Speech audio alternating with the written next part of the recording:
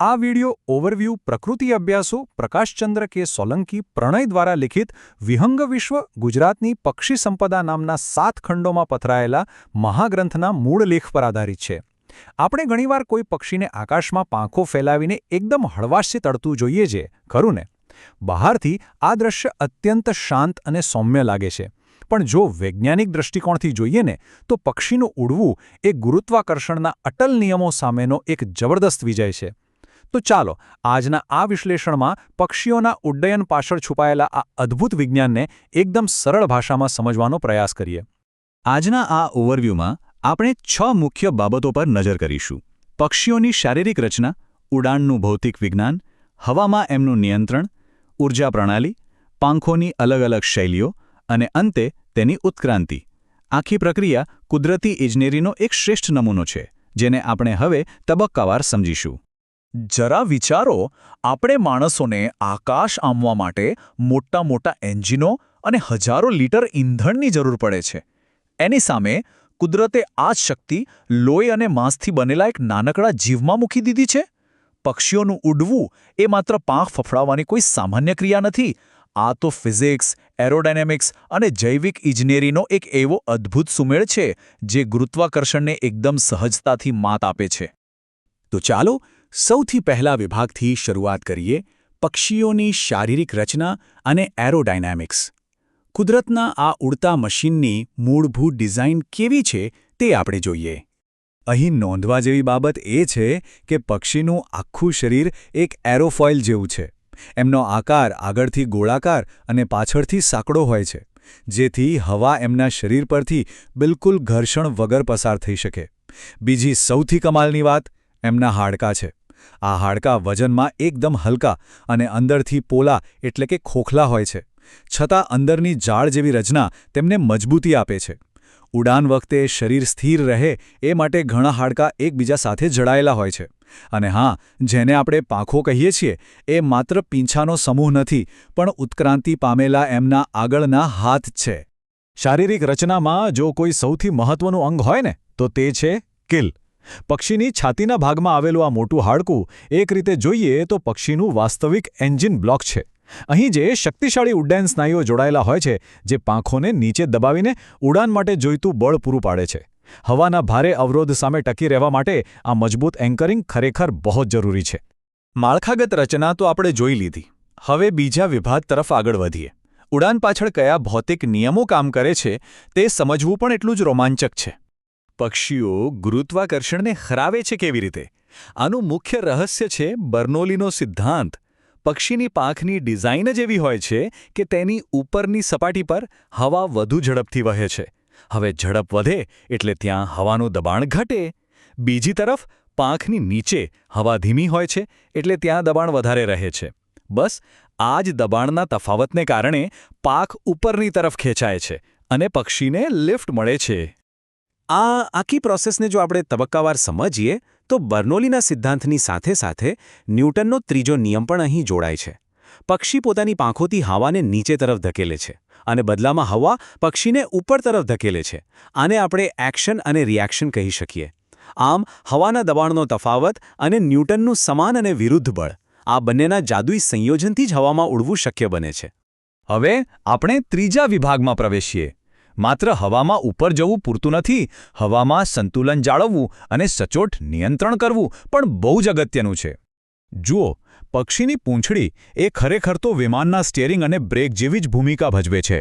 તે દિશા બદલવા અને સંતુલન જાળવવા માટે એકદમ સૂક્ષ્મ રડારનું કામ કરે છે. અને જ્યારે ઝાડની ડાળી પર ઉતરાણ કરવાનો સમય આવે ત્યારે પક્ષી પોતાની પૂંછડી અને પાંખોને એક ચોક્કસ ખૂણે ફેલાવે છે. આનાથી હવાનો અવરોધ વધે છે, ગતિ ધીમી પડે છે અને પક્ષી સહેજ પણ આંચકા વગર એકદમ પરફેક્ટ લેન્ડિંગ કરે છે. એક બીજી રસપ્રદ વાત એ છે કે પક્ષીના બધા પીંછા કંઈ એક સરખા નથી હોતા.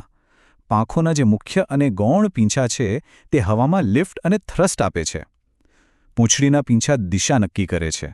શરીર પરના જે કોન્ટૂર પીંછા છે તે હવાનો અવરોધ ઘટાડીને શરીરને એક યોગ્ય આકાર આપે છે. જ્યારે એકદમ અંદરના પોચા ડાઉન પીંછા છે ને, એ શરીરનું તાપમાન જાળવી રાખે છે. એટલે કે દરેક પીંછું કોઈ ચોક્કસ એન્જિનિયરિંગ હેતુ માટે જ બનેલું છે. હવે ઉડવું એ કંઈ નાની સૂની વાત નથી. તેમાં જબરદસ્ત મહેનત પડે છે. તો પક્ષીઓમાં આટલી બધી ઊર્જા આવે છે ક્યાંથી? ચોથા વિભાગમાં આપણે એમની અત્યાધુનિક શ્વસન અને ઊર્જા પ્રણાલી પર નજર કરીએ. અહીં આપણને જૈવિક ઇજનેરીનો એક ખરેખર અદ્ભુત નમૂનો જોવા મળે છે, જેને ડબલ બ્રીધિંગ સિસ્ટમ કહેવાય છે. પક્ષીઓમાં એવી કમાલની રચના હોય છે કે તેઓ શ્વાસ લે અને શ્વાસ છોડે બંને સમયે તેમના ફેફસાને સતત તાજો ઓક્સિજન મળતો જ રહે છે. બસ આ જ કારણ છે કે બાર-હેડેડ ગૂઝ જેવા પક્ષીઓ છેક માઉન્ટ એવરેસ્ટ જેવી ઊંચાઈએ, જ્યાં હવા એકદમ પાતળી હોય છે, ત્યાં પણ ખૂબ જ સરળતાથી શ્વાસ લઈને ઉડી શકે છે. ઊર્જાના સતત સપ્લાય પાછળ બીજી પણ કેટલીક જબરદસ્ત વ્યવસ્થાઓ છે. પક્ષીઓના શરીરમાં હવાની કોથળીઓ આવેલી હોય છે, જે માત્ર ઓક્સિજન જ નથી આપતી, પણ એક ઇન્ટરનલ કૂલિંગ સિસ્ટમ તરીકે શરીરની અંદરની ગરમીને પણ દૂર કરે છે. લાંબી મુસાફરી માટે પક્ષીઓ પોતાના શરીરમાં જમા થયેલી ચરબીનો હાઈ એનર્જી ઇંધણ તરીકે ઉપયોગ કરે છે. અને હા, એમના સ્નાયુઓમાં માયોગ્લોબિન નામનું પ્રોટીન હોય છે, જે ઓક્સિજનનો સંગ્રહ કરી રાખે છે અને થાક લાગવા દેતું નથી. એટલે જ તો હજારો કિલોમીટર ઉડ્યા પછી પણ આ નાનકડું એન્જિન અટકતું નથી. હવે આપણે પાંચમા વિભાગમાં જઈએ. અલગ અલગ પક્ષીઓની પાંખોનો આકાર અને એમની ઉડવાની શૈલીઓ વચ્ચે કેવો સીધો સંબંધ છે તે જોઈએ. પક્ષીની પાંખનો આકાર તેના વાતાવરણ અને રોજિંદી જરૂરિયાત મુજબ ઘડાયેલો હોય છે.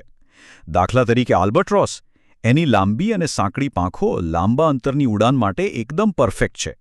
બીજી તરફ ગીધ છે, જેની પહોળી પાંખો એમને ગરમ હવાની ઊંધી લહેરો પર એટલે કે થર્મલ્સ પર કલાકો સુધી વગર મહેનતે તડતા રાખે છે.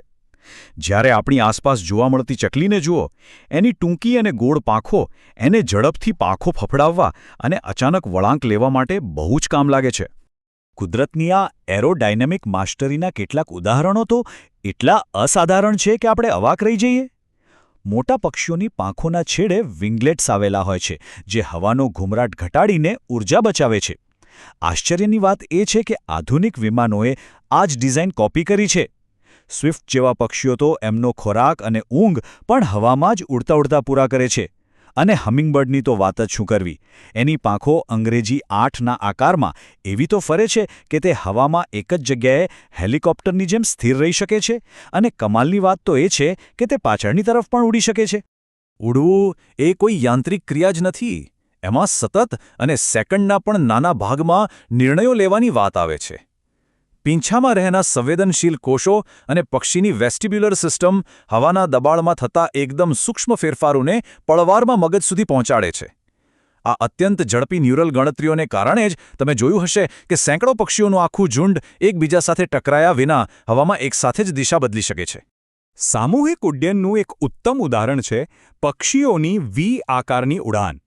શું તમને ખબર છે કે જ્યારે પક્ષીઓ આ વી આકારમાં ઉડે છે, ત્યારે આગળ ઉડતું પક્ષી હવામાં પાછળની તરફ એક લહેર બનાવે છે, જેની પાછળ આવતા પક્ષીઓને મફતમાં લિફ્ટ આપે છે. આ ચોક્કસ ગોઠવણીને લીધે પાછળ ઉડતા પક્ષીઓની લગભગ 20થી 30% જેટલી ઊર્જા બચી જાય છે. આ માત્ર કોઈ સુંદર દેખાતી ફોર્મેશન નથી, પણ ઊર્જા બચાવવાનું એક જબરદસ્ત વિજ્ઞાન છે. અને હવે છેલ્લો વિભાગ, ઉત્ક્રાંતિ અને પ્રકૃતિનું સંતુલન. આ અદ્ભુત ઉડ્ડયન ક્ષમતા કંઈ રાતોરાત નથી મળી ગઈ. આની પાછળનો ઇતિહાસ અને એમાંથી મળતો પ્રકૃતિનો પાઠ પણ બહુ સમજવા જેવો છે. જો આપણે લાખો વર્ષોની ઉત્ક્રાંતિ પર નજર કરીએ તો ખ્યાલ આવે છે કે શરૂઆતમાં પક્ષીઓમાં પીંછાનો ઉપયોગ માત્ર શરીરને ઠંડી સામે ગરમાવો આપવા માટે થતો હતો. પછી સમય જતાં આ પીંછા ઝાડ પરથી નીચે સરકવા એટલે કે ગ્લાઇડિંગ માટે ઉપયોગી બન્યા અને પછી ધીમે ધીમે તેમાંથી આર્ક્યોપ્ટેરિક્સ જેવા જીવાશ્મોમાં જોવા મળતું સક્રિય અને શક્તિશાળી ઉડ્ડયન વિકસ્યું. ટૂંકમાં કહીએ તો ઉડ્ડયન એ પ્રકૃતિની લાખો વર્ષોની અતૂટ ધીરજ અને ઉત્ક્રાંતિનું પરિણામ છે. અંતે આ આખો ઓવરવ્યૂ આપણને એક ઊંડા વિચાર તરફ દોરી જાય છે. પંખીઓ ક્યારે બળપૂર્વક આકાશને જીતવાનો પ્રયાસ નથી કરતા. તેઓ તો બસ હવાના નિયમોને સ્વીકારીને તેની સાથે સહજતાથી વહેતા શીખે છે.